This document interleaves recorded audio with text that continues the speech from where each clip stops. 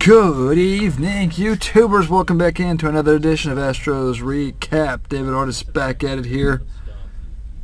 Not my usual place, obviously, as you see in the background. Well, we're at the I'm at the station right now, so if you hear background noise, that's just what's playing on the radio, so just disregard that. I did try to turn it down here, but it's an auto, so everything over here to my left.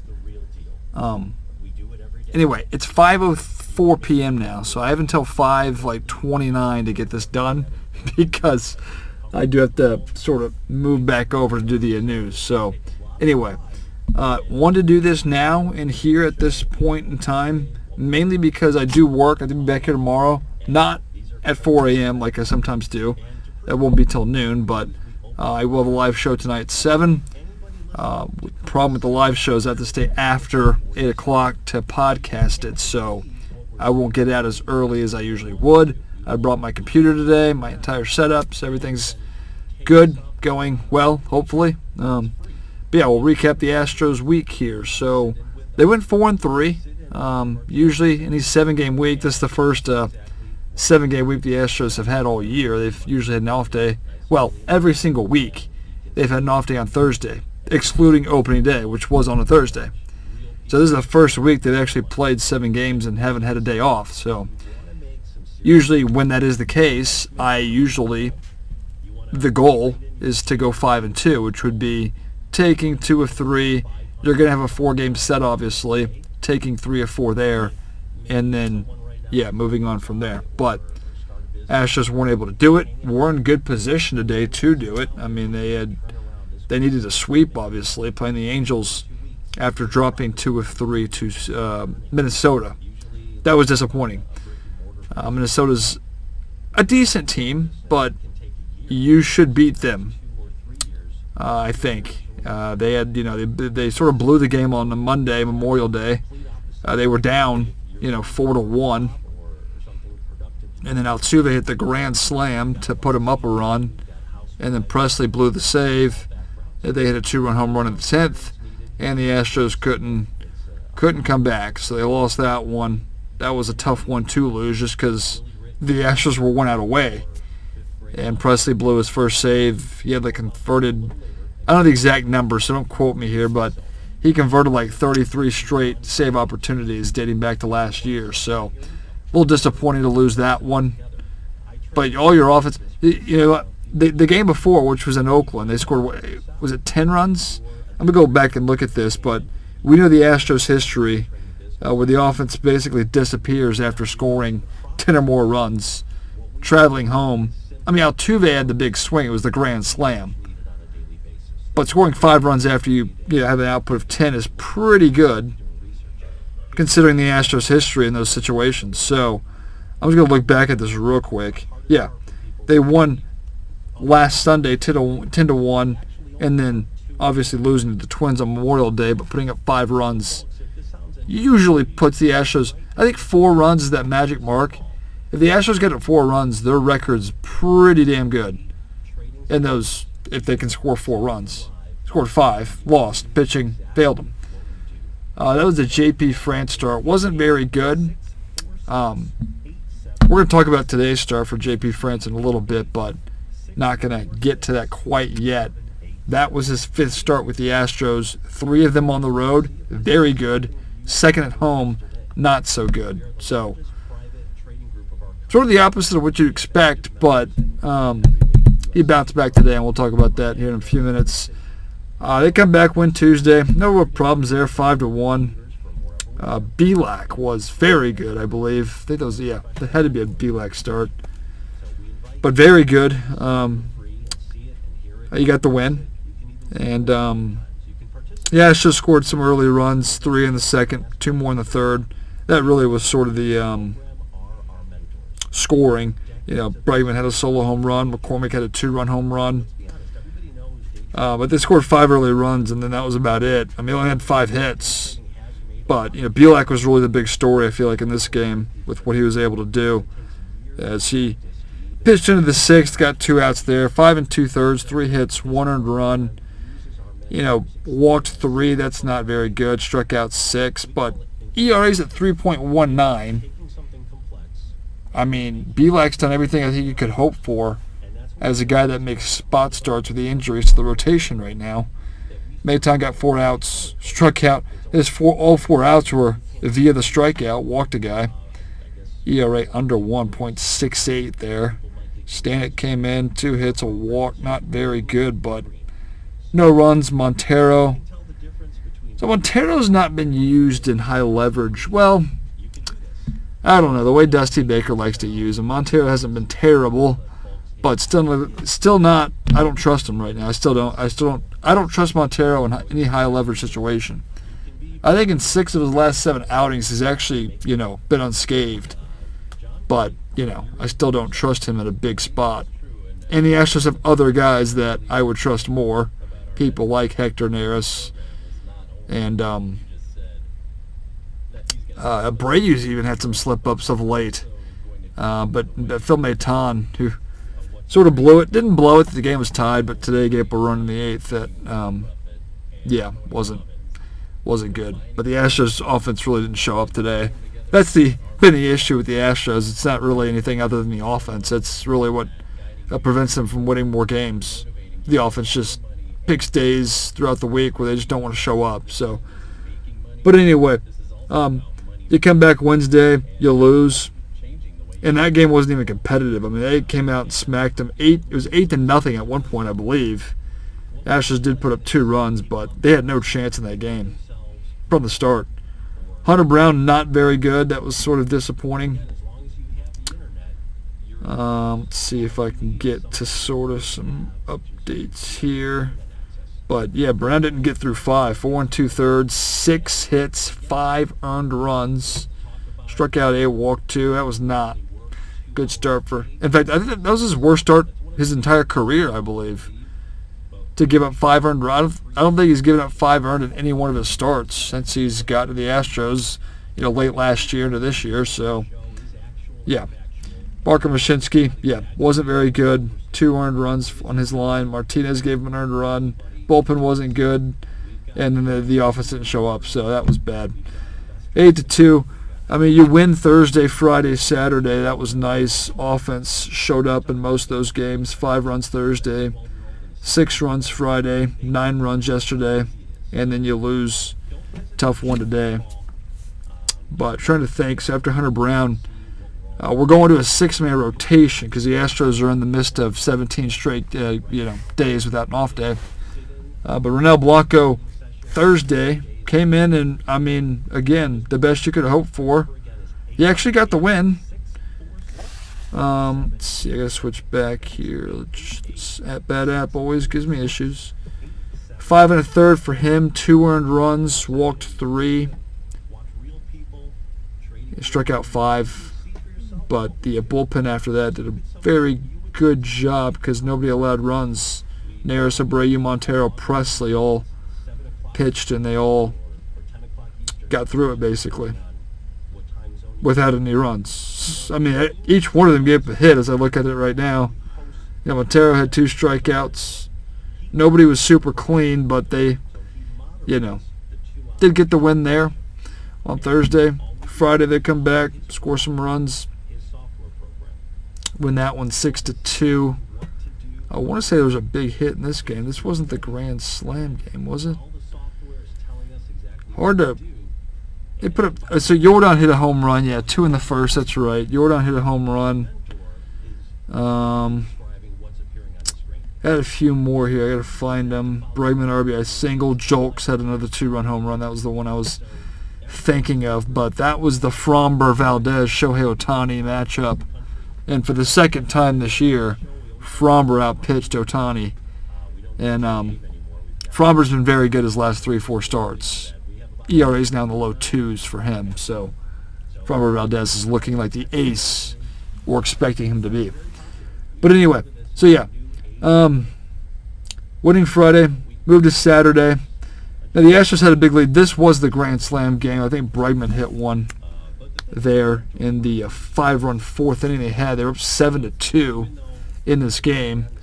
The bullpen, who was it in particular? It was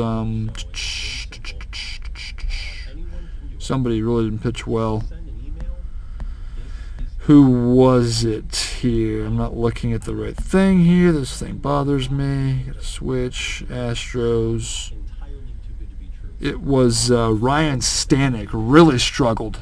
Now, you had a large lead, 5-run lead, so it wasn't terribly bad. Stanek got tagged with 4 earned runs. Now, Nares came in with inherited runners. I think allowed them all to score. So even though there's no runs on his line, he walked 2 guys and gave up a hit that made Stanek's line even worse. Stanek's ERA now all the way up to 5.03. So, yeah, he's not been very good this year at all. Javier, again, was good, 6 innings. He's now 7-1 on the year. So Javier, very good this year. Really, his last 5-6 starts has been great. Now, Framber Valdez, who has a lower ERA, I think it's 2.16, but he's 6-4. Javier's 7-1, 2.84 ERA. But that's your 1-2 punch in the rotation. Those 2 guys have to be sort of the guys you go to, you know. But Montero came in, scoreless inning. ERA still over 6 for Montero. So just keep that in mind. I think 6 of his last 7 appearances have been scoreless outings. Not clean, scoreless. But the ERA is still over 6.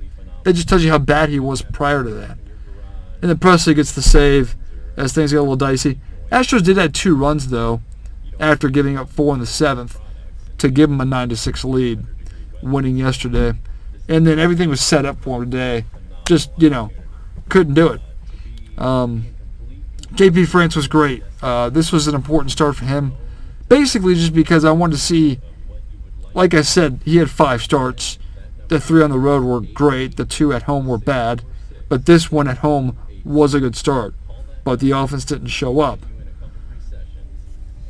So we're getting to a commercial here. Again, the background noise you hear, it's just the radio. But the board's in auto right now, so everything should just fire automatically.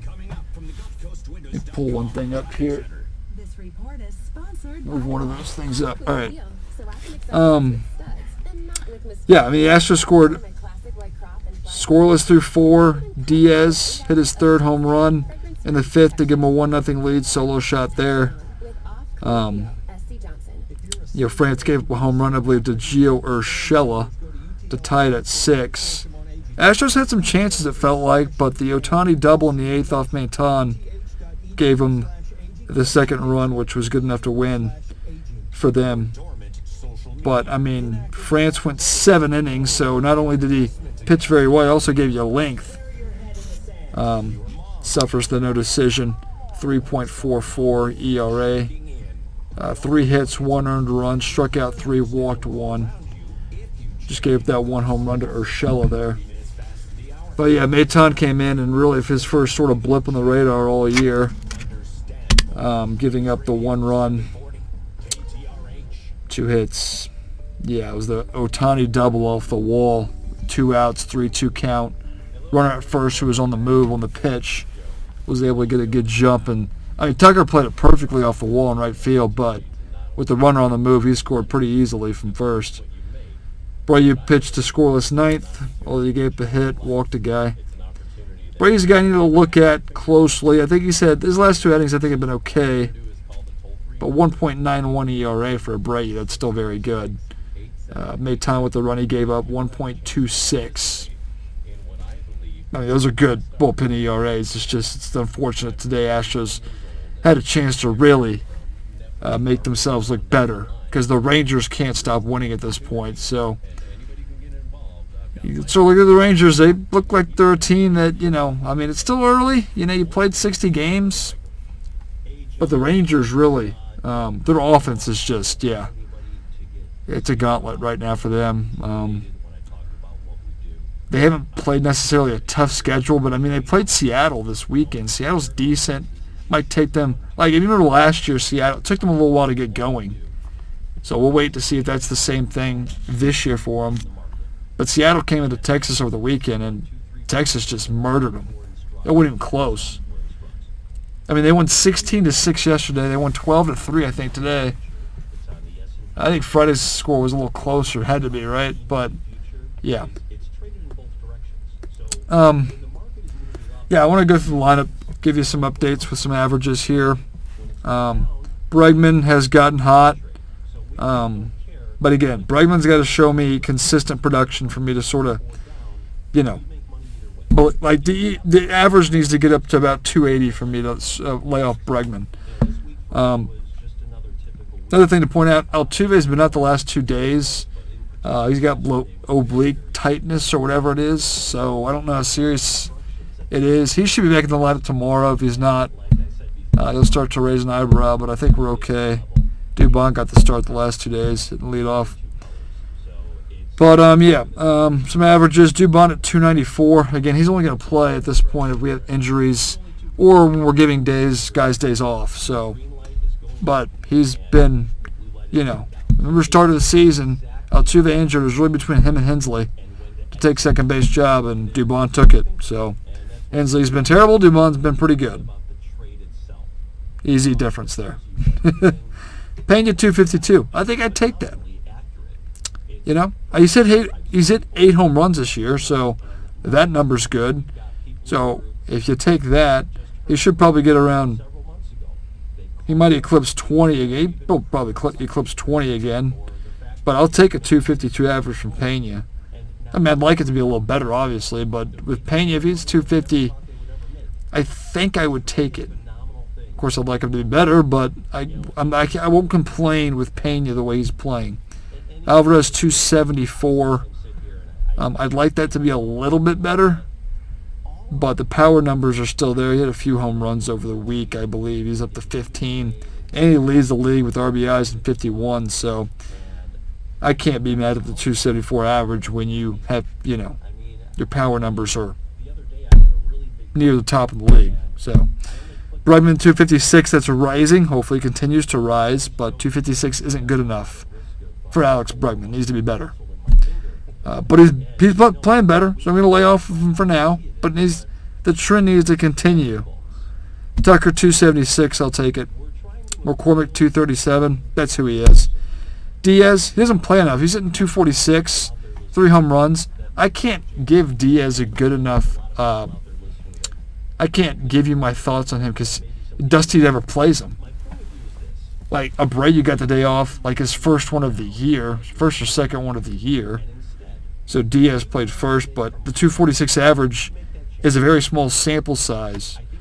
I mean, I'm just going to look at this right now. He's got 69 at-bats compared to, let's just go here, to Tucker, who has 203 at-bats. So 69, I need to see more from Diaz to get, and we might never see it because Dusty has this love affair with Martin Maldonado.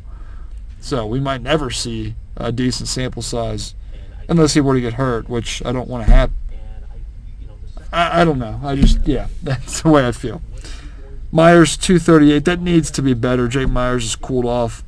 It really showed his self during that McCormick injury. McCormick's hitting 237. Myers 238. So they're both not hitting well from an average standpoint, but one of them's got to play center field. Dusty also plays both of them when he DHs Alvarez in the left. So he'll play them both. I feel like I've seen that quite a bit lately. But those averages need to be better. And Maldi hitting 203. Listen, Maldi hits 200, I'll take it. So 203 I can't complain with. But the question is, Maldi still, he's going to hit ninth every day. And he's not going to be a guy you expect to get you really any production if you from the catcher position. So, but again, if he's hitting 200, I'll take it. So, a quick breakdown. I'll go back tomorrow or to Saturday's game just to give you Abreu real quick. Abreu hit the home run we talked about last Sunday. He's doing better. I feel like the at-bats, he's hitting the ball harder. Average is still 213, so he still struggles. I mean, he's got a long way to go to get the average back up. So, but, yeah, you got the day off today. It'll be lined up tomorrow. Hopefully things will just get better with Abreu. Yeah. But 213, yeah, that's not good. One home run. Drove it in 15 to 20, something in that range. Yeah, that's not good enough for what we paid to get him. Anyway, 5:23 now. I got to get back to work at some point here. So, and we're at 20 minutes now. But yeah, those are my thoughts, Astros. Quick standing update. So yeah, Rangers. They get the 30. They're 38-20, and now they lead the Astros, who are in second place, by 3.5. Astros at 35-24. Did have a winning week. Would have liked it to have been a little bit better. Obviously, the loss today kind of hurts a little bit. Had a chance to sweep the Angels, but yeah, it's really a two-team race. Rangers, Astros. I mean, the Angels, who are in third, are 3 back of the Astros. Mariners are 6 back of the Astros, and then Oakland I won't even bring up. So, yeah, Astros playoff-wise are actually have a second wild card spot right now. Half-game lead on the Yankees. Yankees play tonight, so it could be tied if the Yankees knock off the Dodgers tonight. Anyway, yeah, don't have a whole lot to do until 7 o'clock tonight. That's when the show starts, and it's a live, one of the rare Sunday live shows. But I'll get this out, obviously, earlier today, and we'll get things going here. But hopefully the Astros, another 7-game week. They'll travel to Toronto for 4. The schedule over here, I'm looking at it. And then they stay out and play the Cleveland Guardians for 3. So again, 5-2 is that goal. Cleveland really struggling this year. Cleveland's 27-32. Keep in mind, Cleveland last year won their division, won like 90 games, so they're subpar.